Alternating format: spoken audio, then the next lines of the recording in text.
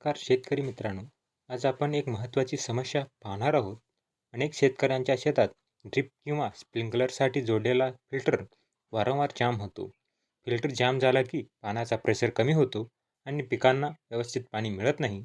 आजच्या व्हिडिओमध्ये आपण फिल्टर जाम का होतो आणि त्यावर सोपे उपाय काय आहेत ते पाहणार आहोत. सर्वात पहिले कारण म्हणजे पाण्यातील गाळ आणि माती. दुसरे कारण म्हणजे पाण्यातील शेवाळ किंवा कचरा. तर मित्रांनो, वारंवार फिल्टर जाम होऊ नये यासाठी शेततलावात पाण्याची मोटर सोडतानाच काळजी घ्यावी लागेल. तर मित्रांनो, तुमच्या मोटरला सुटेबल असा टायर घ्या. मोटर त्यावर योग्य बसली पाहिजे. बाजारात आपल्याला 100 ते 150 मध्ये जुनी टायर मिळून जातील. मोटर त्या मोटर व टायर व्यवस्थित बांधून घ्या. टायरचा फायदा म्हणजे तुमचा ताडपत्री सुरक्षित राहील. दुसरी गोष्ट म्हणजे तुम्हाला मोटर सोडताना व काढताना सोपी होईल. मित्रांनो, दुसरी गोष्ट म्हणजे योग्य कॅनची गरज. तर मित्रांनो, तुम्ही म्हणाल यात का नवीन आहे? आहे तेच सांगतोस. तर मित्रांनो, गोष्ट तशी नाही. आता मी काही सांगेन त्यावर तुम्ही सुद्धा विचार करून पहा.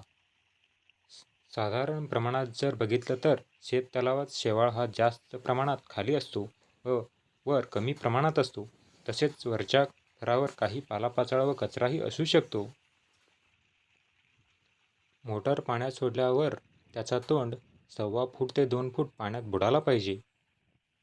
तुमचा जर मोटर स्टँडर्ड कंपनीचा असेल तर त्याचा तोंड 1.5 फूट पाण्यात गेला पाहिजे व साधा कंपनीचा असेल तर त्याचा तोंड 1.25 फूट तरी गेला पाहिजे.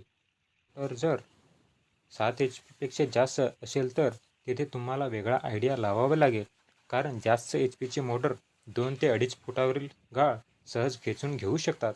त्यामुळे फिल्टर जाम वारंवार होऊ शकतो.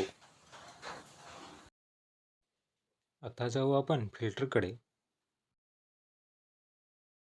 व्हिडिओमध्ये दिसणारा हा काळा कॉक रिटर्न हॉल आहे.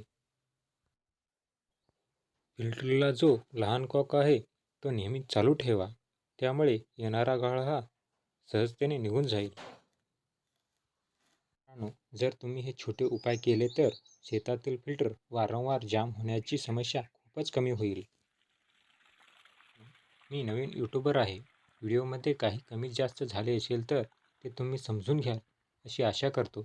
तुम्हाला ह्यापेक्षा वेगळी आयडिया सुचलं असेल तर नक्कीच कमेंटमध्ये उत्तर द्या. जर तुम्हाला ही माहिती उपयोगी वाटली तर व्हिडिओला लाईक करा, शेअर करा आणि चॅनल सबस्क्राईब करा. अशाच शेतीच्या टेक्निकल माहितीसाठी पुन्हा भेटूयात.